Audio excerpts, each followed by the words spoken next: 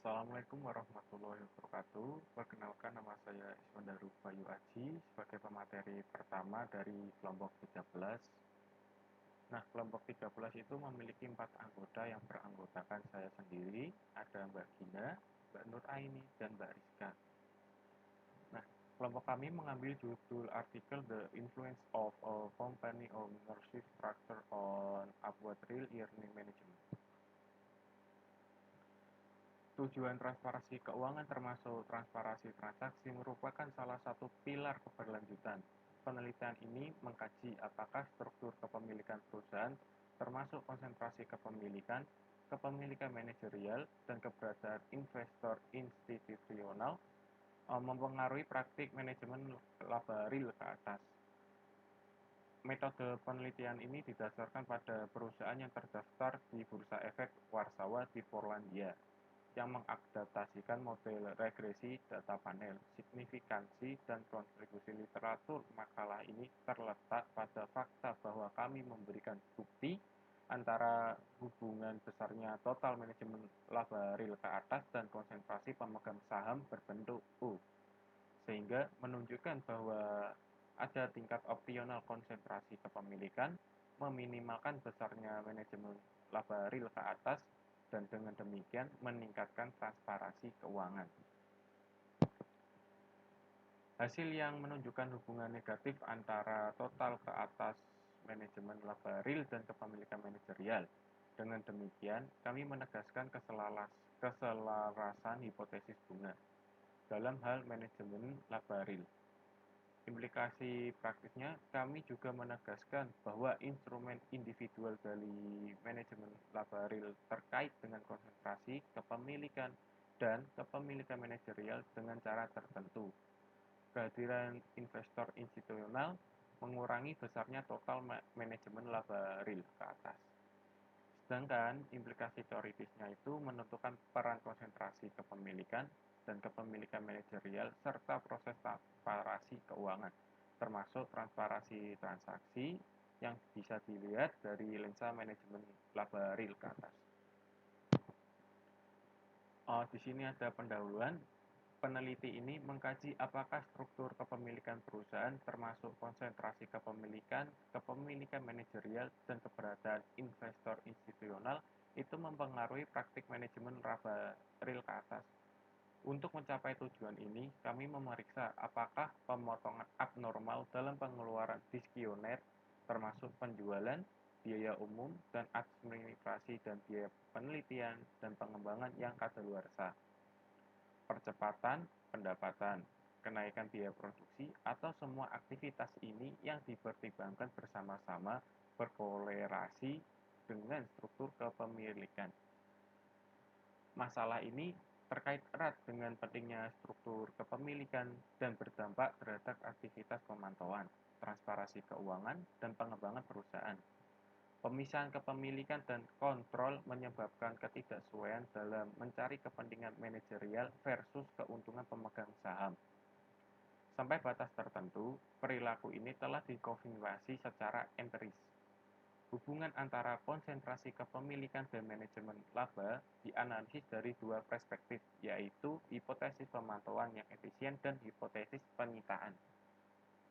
Manajemen laba real dibentuk oleh faktor penentu dan juga memiliki konsekuensi spesifik bagi aktivitas perusahaan, termasuk keberlanjutan dan perkembangan perusahaan.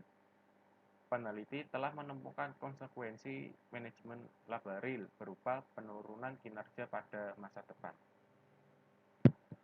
Hubungan antara akuntansi atau aktual manajemen laba dan struktur kepemilikan telah dianalisis dalam banyak studi luar biasa yang dijelaskan di bagian selanjutnya, termasuk penelitian tentang hubungan antara besarnya manajemen laba real dan struktur kepemilikan perusahaan jauh lebih terbatas dan belum tentu terfokus pada konsentrasi kepemilikan dan kepemilikan manajerial, termasuk penelitian Husu dan Wen 34 hanya menganalisis kolerasi linier antara persentase kepemilikan saham orang dalam dan besarnya manajemen laba real. Motivator utama penelitian ini adalah untuk memeriksa signifikansi struktur kepemilikan perusahaan dalam manajemen laba real sebagai faktor yang dilaporkan secara relatif buruk dalam literatur saat ini. Alasan kedua untuk melakukan penelitian ini adalah perbedaan yang relatif besar dalam tingkat konsentrasi kepemilikan dan kepemilikan manajerial di perusahaan yang terdaftar di Bursa Efek Warsawa atau WSE. Research BAP di sini saya mengambil 3, yaitu Buo DKK 49, menemukan bahwa sebagian besar investor asing itu mengurangi besarnya manajemen laba real. Menurut penelitian mereka, konsentrasi kepemilikan juga mengurangi besarnya laba real. Al-Amri DKK 50 mengatakan bahwa besarnya manajemen laba real lebih rendah untuk perusahaan publik dibandingkan dengan perusahaan swasta. Dan yang terakhir ada Melando CID DKK 51 menemukan bahwa perusahaan yang terlibat dalam manajemen laba real dikaitkan dengan biaya utang yang lebih rendah. Tujuan penelitian di sini itu mengharapkan hubungan berbentuk U tetapi tidak terbalik antara konsentrasi kepemilikan dan besarnya manajemen laba real, yang berarti ada tingkat konsentrasi kepemilikan yang optimal yang meminimalkan besarnya manajemen laba real ke atas. Dapat dijelaskan bahwa konsentrasi pemegang saham kecil meningkatkan tekanan untuk kinerja jangka pendek. Namun, konsentrasi kepemilikan yang sangat besar sebagian besar mempengaruhi keputusan operasi. Selanjutnya akan dijelaskan. Saya Nur Aini Wayunisi, NIM 721418213, akan melanjutkan presentasi dari teman saya, yaitu metodologi. Nah, sampel dari metodologi mencakup perusahaan yang terdaftar di WSE. Nah, kami mengidentifikasi perusahaan yang terdaftar sejak 2008 dari semua sektor. Nah, setting penelitian ini dicirikan oleh keragaman konsentrasi kepemilikan dan kepemilikan manajerial yang besar. Nah, sampel tersebut mencakup periode 10 tahun dari 2008 sampai 2017 yang dianggap sebagai 10 titik waktu dalam mengumpulkan data struktur panel terakhir. Nah, kami mengidentifikasi sektor tempat perusahaan yang beroperasi. Variabel dalam model penelitian ini telah sesuai dengan hipotesis H1 sampai H7. Parameter diperkirakan menggunakan data tetap yang mempengaruhi model regresi. Nah, normalitas distribusi residu diperiksa dengan menggunakan uji Kolmogorov-Smirnov. Selanjutnya yaitu metodologi penelitian kuantitatif ini menggunakan pendekatan Rosewardery dimodifikasi oleh Sohen et al. Dan menggunakan analisis regresi untuk menganalisis data. Nah, penelitian ini menggunakan desain penelitian model empiris. Nah, untuk menyelidiki hubungan antara konsentrasi kepemilikan dan kepemilikan manajerial dan proksi dari manajemen laba real. Dalam menentukan variabel, proksi manajemen laba real dijelaskan sebagai fungsi konsentrasi kepemilikan, kepemilikan manajerial, karakteristik kepemilikan lainnya, dan variabel kontrol. Nah, di antara variabel penelitian, memasukkan variabel penjelas dan memperhitungkan pada data tetap menggunakan model total akrual normal. Total akrual dimodifikasi menggunakan pendekatan Jones yang dimodifikasi, tetapi secara cross-seksional untuk setiap industri dan tahun. Selanjutnya yaitu variabel pengukuran. Nah, dapat dilihat di slide terdapat variabel yang diteliti oleh peneliti, yaitu ada R1 SGAE, R1 CFO, R1 Prod sampai CFO. Di sini saya akan melanjutkan presentasi dari teman saya. Saya akan membahas mengenai literatur dan juga hipotesis. Yang pertama yaitu untuk literatur reviewnya. Literatur yaitu subjek meneliti hubungan antara struktur tata kelola dan manajemen laba berbasis akrual, menekankan peran ukuran dewan, independensi komite audit, dan fungsi pemisahan. manajemen labaril juga bergantung pada struktur pemerintahan. Kang dan Kim menunjukkan korelasi negatif antara besarnya manajemen labaril dan ukuran dewan direksi dan bagian direktur eksternal di dewan. G dan Kim menemukan bahwa besarnya manajemen labaril meningkat dengan tata kelola dewan yang superior dan berkurang dengan perlindungan pengambilan yang lebih tinggi. Perusahaan mengganti manajemen laba berbasis akrual dengan manajemen labaril, dan substitusi menjadi lebih eksplisit ketika perusahaan memiliki tata kelola dewan yang lebih kuat. Garvin menemukan korelasi positif antara jumlah direktur luar dan kemungkinan manajemen labaril. Namun, mereka mengamati hubungan negatif antara kepemilikan saham direktur independen serta jumlah rapat komite audit dan kemungkinan manajemen labaril. Sesuai dengan kode komersial Polandia, di perusahaan saham gabungan, aktivitas dewan pengelola perusahaan diawasi oleh dewan pengawas.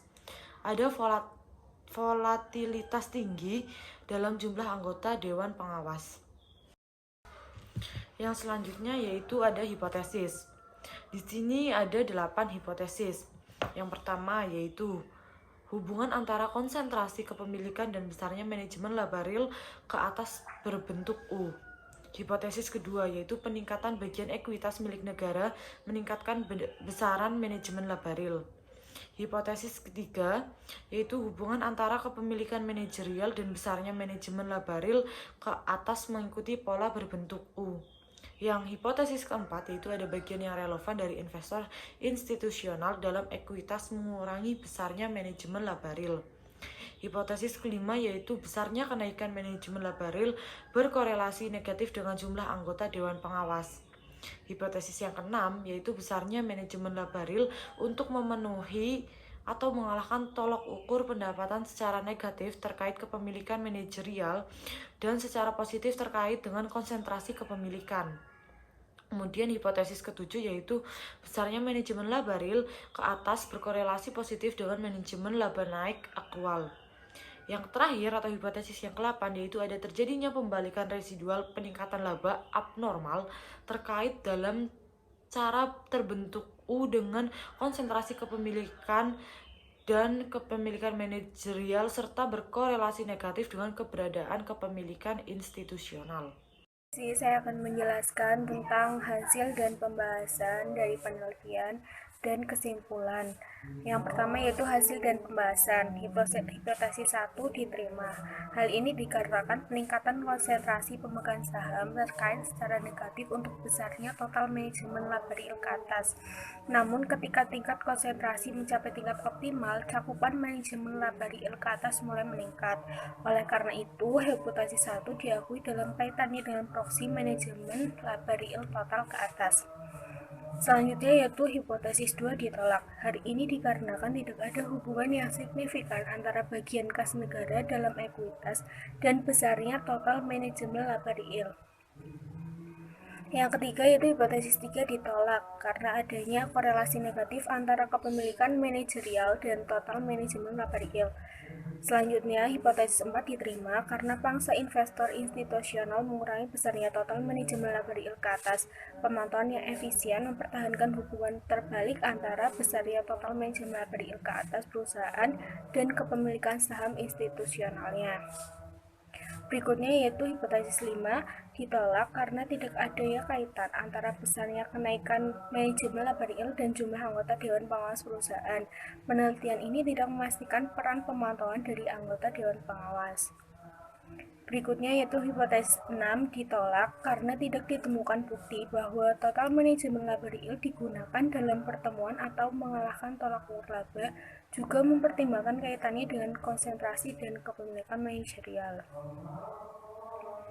Hipotesis 7 ditolak karena hasil penelitian ini tidak menunjukkan bahwa manajemen labaril digunakan bersama-sama dengan manajemen laba akuntansi atau aktual. Dan yang terakhir, hipotesis 8 ditolak karena probabilitas pembalikan total proksi manajemen labaril tidak terkait dengan struktur kepemilikan atau kepemilikan manajerial dan tidak terkait dengan keberadaan investor institusional. Selanjutnya yaitu Kesimpulan dari penelitian ini, studi ini memberikan bukti bahwa struktur kepemilikan perusahaan termasuk konsentrasi kepemilikan dan kepemilikan manajerial mempengaruhi praktik manajemen laba real. Hubungan antara besarnya total manajemen laba real dan konsentrasi pemegang saham berbentuk U. Hubungan yang sama diamati antara pemotongan abnormal dalam penjualan umum dan biaya administrasi dan ukuran konsentrasi kepemilikan. Adanya hubungan negatif antara total manajemen laba real ke atas dan kepemilikan manajerial, dan dengan demikian terdapat keselarasan hipotesis kepentingan. Peran pemantauan efektif dari investor institusional sangat nyata dalam penelitian ini. Limitasi atau keterbatasan. Batasan dasar penelitian ini terdiri dari sampel yang terbatas pada perusahaan yang terdaftar di WSE di Polandia. Keterbatasan lain dari penelitian ini adalah terbatasnya aspek peran struktur tata kelola dalam manajemen laba real.